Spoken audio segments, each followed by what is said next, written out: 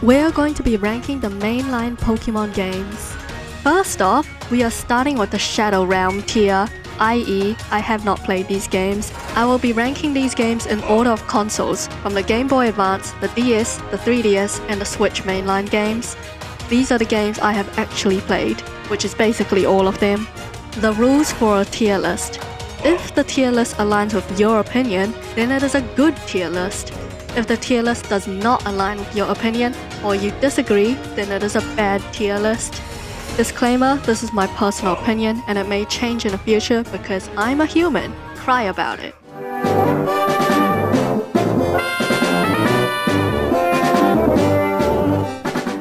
Starting off is FireRed and LeafGreen. It's neither good nor bad, it's okay. I just remember there's so many ROM hacks that use FireRed as a base. It's probably the best version of Kanto there is. To me, it seems like the best way to experience Gen 1, and it's basically a one-to-one remake of the original Game Boy games. These remakes have a very vibrant color palette compared to the originals. There's a reasonable amount of postgame, as you can explore the Sevi Islands specifically after you beat the game. Overall, it's okay. There's just better Pokemon games that came out later.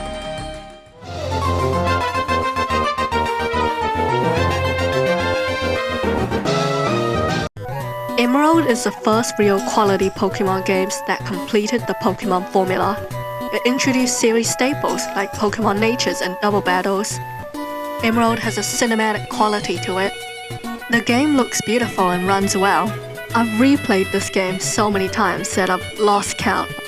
It's only really held back by the physical and special split and some Pokemon having terrible move pools and balancing. The music is great.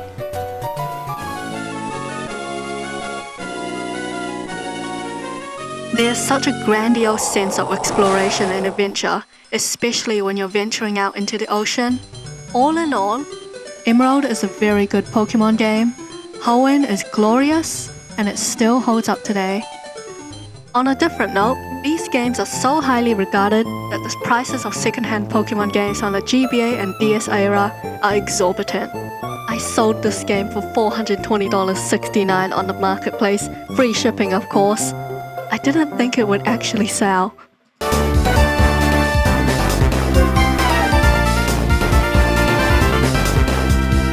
Pokemon Platinum.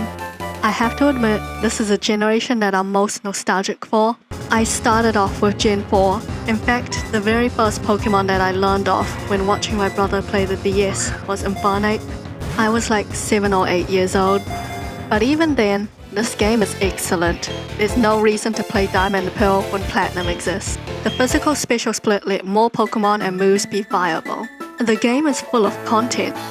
I remember playing it and thinking that it's a complete game on its own. No DLC, no microtransactions, complete packages with content to keep you playing for a very long time. I also feel that the Pokemon franchise tends to use DLC maliciously. That is, deliberately cutting out content only to resell it later at a high percentage of the base game's price. The game should be complete on release. The villa in the resort area was fun and expensive. You know it's bad when I can afford a luxurious house in-game, but not in real life. Overall, Platinum heralded an era of awesome Pokemon games.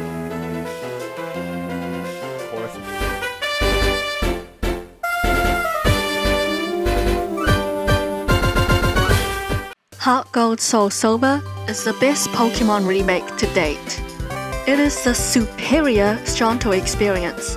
Also, it has a Pokewalker Instant S.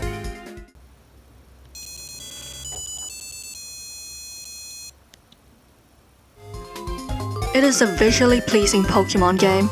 Following Pokemon gives Pokemon lots of character. Music and culture of Johto is amazing. The game is filled with heart and soul. You can feel the passion from the game devs. I guess there's also 16 gyms and 2 regions that other Pokemon games haven't done. They added extra features like the Safari Zone, the Pokeathlon, and new areas. Flaws are that the wild Pokemon distribution is bad and that there's a terrible level curve. But despite that, this game is still an excellent video game. Heart Gold and Soul Silver is one of the best games on the DS.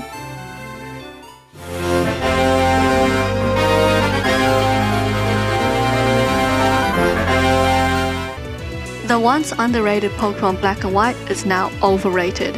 Visually, I prefer the Gen 4 games more. The graphics are worse than you remember it. The constantly animated sprites makes it look so pixelated. The story of Pokemon Black and White is just mediocre at best. It took risk, but good? Not really. They attempted a mature story of Team Plasma, a medieval-themed cult that believe they need to liberate Pokemon from trainers. Team Plasma is trying to parody PETA in real life, and they're bullcrap. The game says they're the good guys, but Team Plasma literally steals Pokemon from trainers and are robbers. Pokemon Black and White raises good ethical questions about the relationship between Pokemon and humans, but never goes into it with enough depth.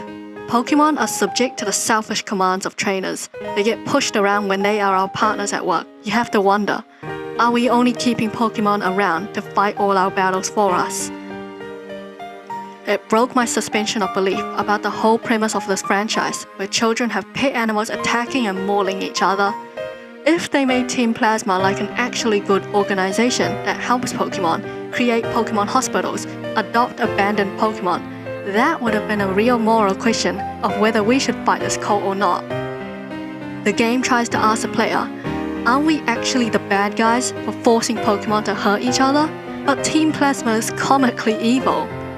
Also, Pokemon players are indeed bad guys that mistreat Pokemon actually, especially hardcore competitive players who basically turn Pokemon into sex slaves to breed Pokemon. The Getsus reveal was a lazy way to wrap up the story. Turns out there was actually a hidden mastermind behind all of this. We need to stop him. They really couldn't answer the question of whether capturing Pokemon is right or wrong, so they pulled the hidden mastermind cliche. It's always bothered me. They've asked the question and never gave it a proper answer. To quote Lucamine from Sun and Moon, Terrible? Me? How am I different from any Pokemon trainer like your little friend there? What do you do with the Pokemon you can't use? You remove it from your party as you please. despite my gripes with the story, Pokemon Black and White is a good game that was underappreciated when it came out. It's a game that is solid enough on its own that it didn't need a definitive version to save it. Rather, it had sequels.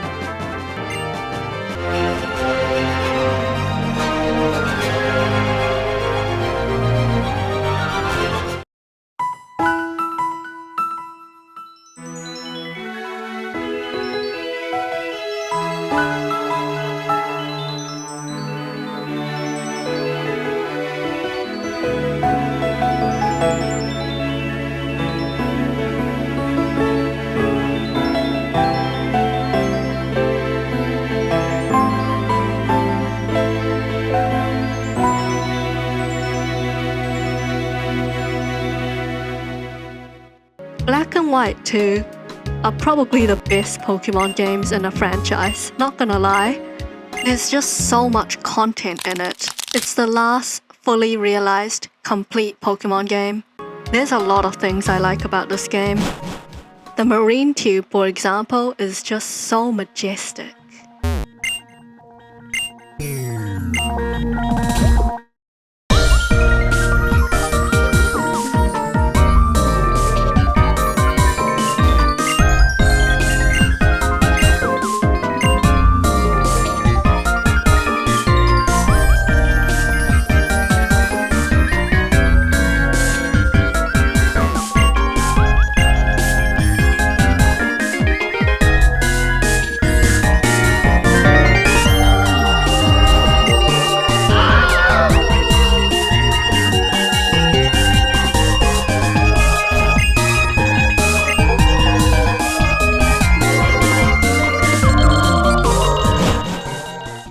Modern Pokemon games are not known for their difficulty, and they're not known for having a post-game either.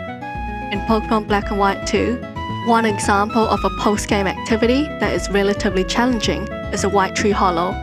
The White Tree Hollow comprises of 10 procedurally generated, progressively more complex areas, each with a number of trainers. In each area, a randomly selected trainer is a gate trainer who will unlock the door to the boss trainer's room when defeated. Defeating an area's boss trainer allows a player to challenge the next area. When you're inside, you can't use any of the items in your bag.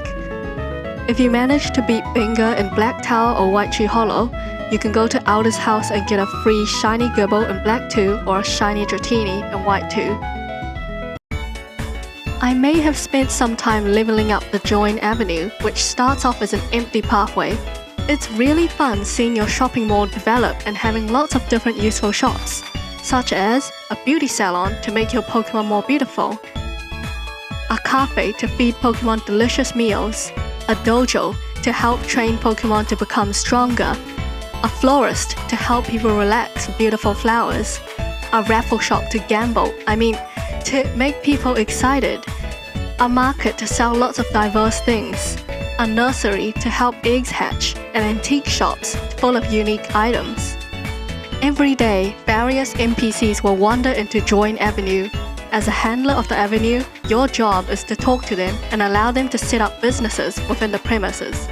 Depending on which NPC arrives, they will request to set up a different shop within your avenue until all 8 shop spaces are filled up. Following this, you must replace an existing shop in order to allow a new NPC to set up shop. Join Avenue is just so fun, and if you have too much money, it's the place to go to spend it all. The last side activity I really enjoyed was Pokestar Studios. I just stopped playing the main campaign and made movies once I got into it. It's such a pleasant surprise in the game. What is Pokestar Studios? It's basically a Pokemon movie making simulator in Black 2 and White 2. There are 3 types of endings that a movie can get. A good ending is generated by following the script. It creates a good, even a predictable, ending. The movie director will be pleased, and the audience will applaud at the end. A bad ending is generated by deviating from the script, such as acting out of character, acting scared when playing a superhero, or not acting scared when a zombie appears, or not completing the battle puzzle properly. The directors will be aggravated when triggering a bad ending. Some audience members will leave before the credits, and the film will lose money at the box office. A strange ending or a cold ending is when you deviate from the script in a certain way, causing a puzzled response from the director. Strange endings change the nature of the movie entirely, generating a shocked reaction and in fact produce more box office income than a good ending. I love this side mode so much that I finished it. I completed every movie they had available.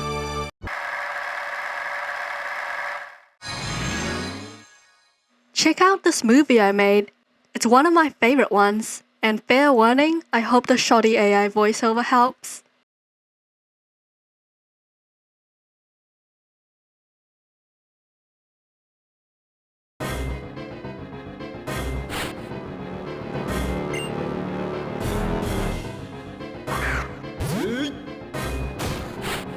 Go Karma.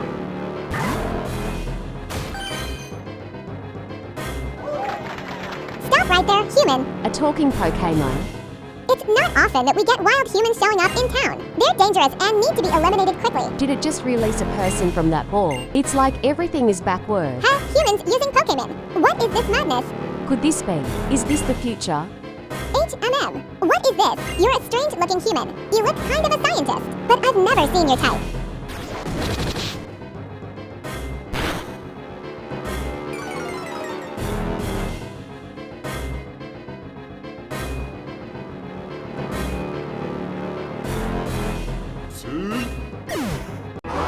I went too far. What's this? You've broken my black belt. Oh wow, no great loss. I'll just have to catch another human. Oh no. You toys just break too easily. Hey, I know. I'll just catch you to replace that one. Human ball, go. I passed out from the shock of defeating a fellow human. I choose you. Hurry up and eliminate that human. Grower. Good job. You've grown quite strong. Indeed. I'll treat you to a special grooming today. Lydian could be very cruel, but she also could be nice to humans who pleased her over time. I gradually became more and more loyal to Lydian, to the point that I would do anything to assist her. A world where humans are used and controlled by Pokemon is screwed up.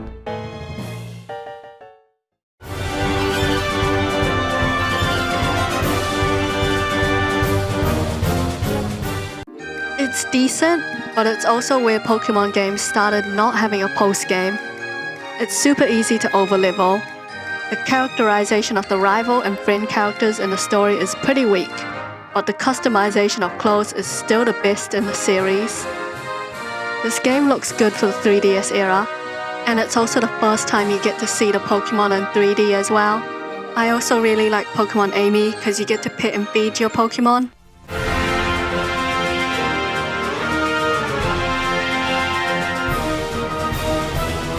Pokemon Omega Ruby and Alpha Sapphire was a noticeable improvement from X and Y. The characters look great compared to their GBA counterparts. Soaring on Latios and Latias was fun.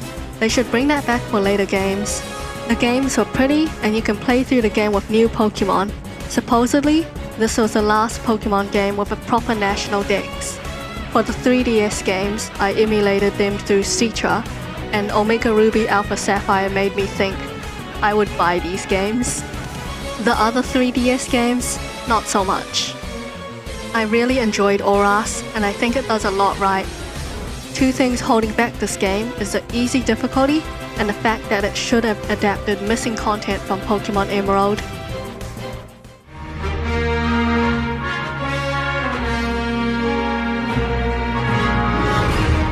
Sun and Moon was a step down from X and Y for me.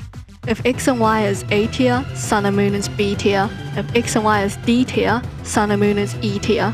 For me, Sun and Moon is always going to be a tier below the X and Y games. When I played Sun and Moon, I genuinely wondered, do the people at Game Freak play their own games? Like, they make them, sure, but do they playtest them? The game is linear, full of cutscenes, has little replay value. Good things about the game, I enjoyed Pokepelago, Pokemon Refresh, and there's some really inspired Pokemon designs like Lurantis, Toxapex, and Tapu Koko. One issue with the gameplay and story for me is that it wasn't so much an adventure where you're exploring and discovering the world as it was a guided tourist trip. There's so much Kanto pandering. The regional Pokemon is all from Kanto, Red and Blue visit from Kanto, Oak's cousin that looks exactly like Oak is in the game for some reason, you're from Kanto, even the cat's from Kanto, Lily goes there too. GireumRed made a really in-depth video on the shortcomings of this game. His straight-up reviews on Pokemon games are superb, and his views on the Pokemon games are quite similar to my own. If you played Sun and Moon before playing the UltraSun and Ultra Moon versions, the game will probably come off as a lot worse.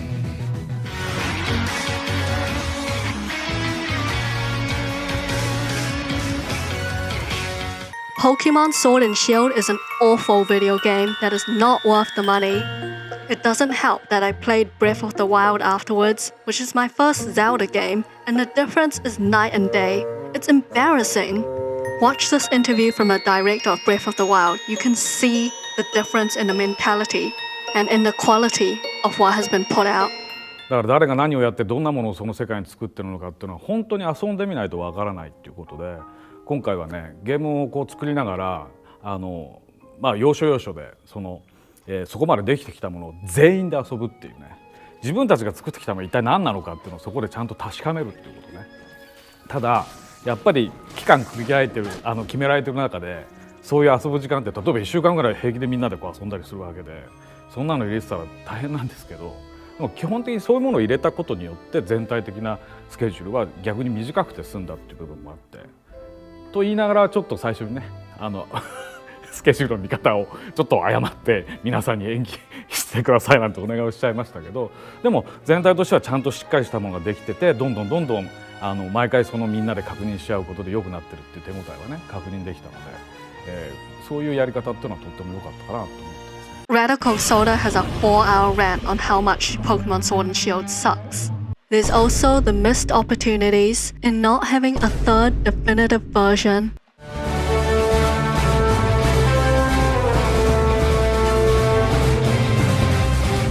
The overall sentiment of BDSP is that it's okay as a game, but a failure of a remake.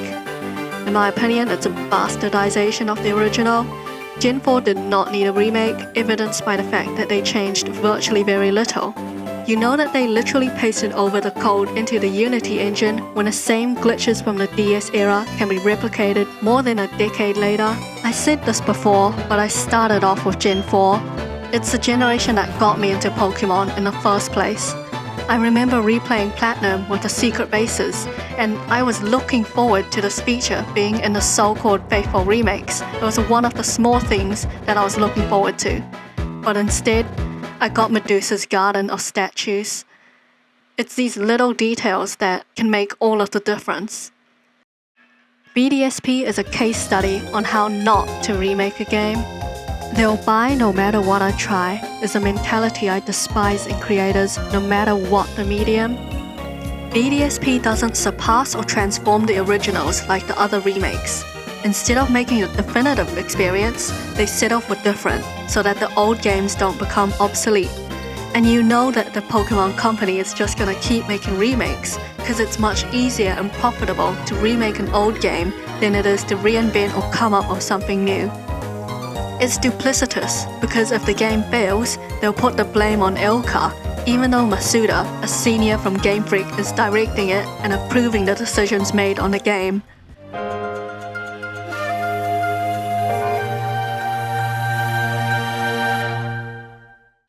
Pokemon Legends Arceus, or PLA, is a bit overhyped. That being said, I did enjoy Arceus, especially the stealth elements involved with the Pokemon catching mechanic. PLA and Scarlet and Violet, they have the bones of a good game, but there's no polish. Both of these games needed more time in the oven. Criticism of PLA. The game's world is lifeless. There's no random trainers in the wild, no other towns except for the one, no dungeons to explore. All side quests are fetch quests. Pokemon Legends Arceus suffers from blackout syndrome, where anytime there is something hard to animate in a story, the screen fades to black so that they don't have to animate it. Other games might do this too, but there is just way too much of this cutting corners with animation in this game. Many interactions with Pokemon or NPCs will somehow have a black screen. On another note, I'm glad there's no DLC for this game. The DLC model is a cancer to gaming. The developers are turning games into a perpetual service by releasing incomplete games to buy, then releasing the rest as DLC to complete the game at an additional cost. Not only that, but the games are not even fully debugged and optimized, relying on players to essentially beta test the game, which then needs constant updates. If Pokemon Sun and Moon and Pokemon Sword and Shield were steps in the wrong direction, then Pokemon Legends Arceus and Pokemon Scarlet and Violet are steps in the right direction.